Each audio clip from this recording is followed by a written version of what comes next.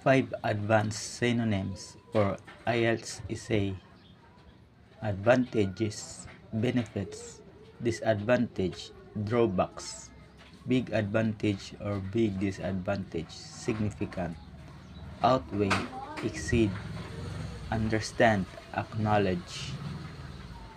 Which one you like?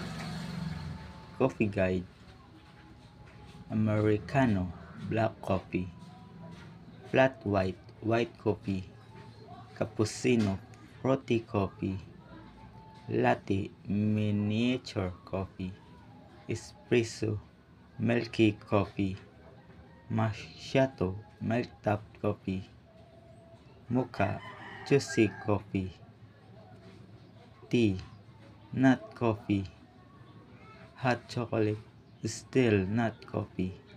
Guys, please subscribe my channel. Salamat.